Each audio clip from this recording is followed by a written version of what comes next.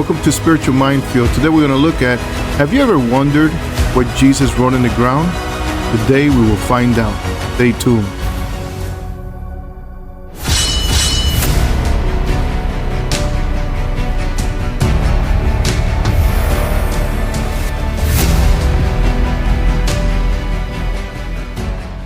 We're going to go to 3 different passages to see exactly what Jesus wrote and what's the implication of him writing what he wrote.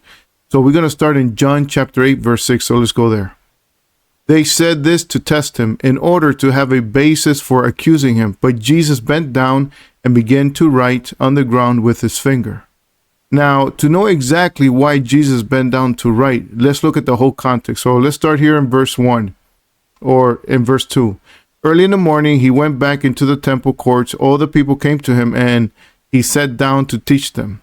The scribes and Pharisees, however, brought to him a woman caught in adultery. They made her stand before them and said, "Teacher, this woman was caught in the act of adultery. In the law, Moses commanded us to stone such a woman. So what do you say?" So then that's the verse we just read, which is, they said this to test him in order to have a basis for accusing him. But Jesus bent down and began to write on the ground with his finger. When they continued to question him, he straightened up and said to them, "Let him who is without sin among you be the first to cast a stone at her." And again he bent down and wrote on the ground. When they heard this, they began to go away one by one, beginning with the older ones, until only Jesus was left with the woman standing there.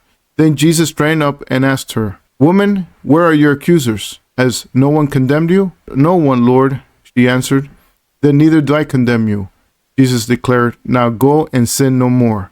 So then they asked him the question because they were trapping Jesus, or they wanted to trap Jesus to have an opportunity to find something against him, to accuse him, so he could get in trouble with the Romans authority. So they were doing this scheming, they were conniving. So they were not asking because they wanted, they really wanted to know, but they wanted to really trap Jesus to do something bad to him. So that is the context. And then he bent down, and what did he do? Immediately he started to write something on the ground. So now let's go to the next passage.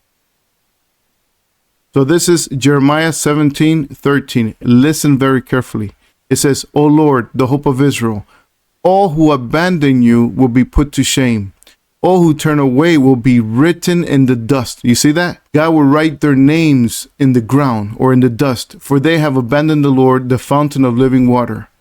So then all who turn away will be written in it. So their names will be written in the ground. Those who betray God, those who turn away from God, those who apostatize and abandon the Lord, their names will be written in the ground. Now we're going to see why. So for that, we go to the next passage in Matthew chapter 7. Starting in verse 26, "But everyone who hears these words of mine and does not act on them is like a foolish man who built his house on sand.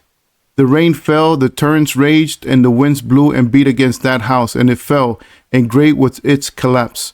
So then what did Jesus write in the ground? The moment they wanted to accuse Jesus and trap him, he bent down to write what?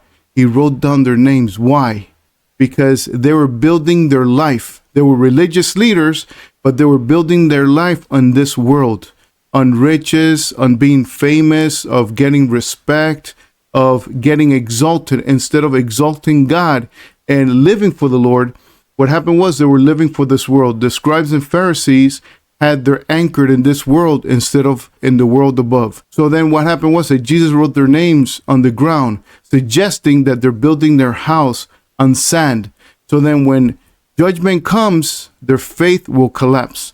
When they get attacked, they really have no faith. It will collapse. Then when they get judged by God in the end of the world, guess what's going to happen? Since they built their house on the sand, they will be thrown into the lake of fire. Their foundation was on sand, not on the rock. So they were condemned by Jesus Christ. Thank you for listening.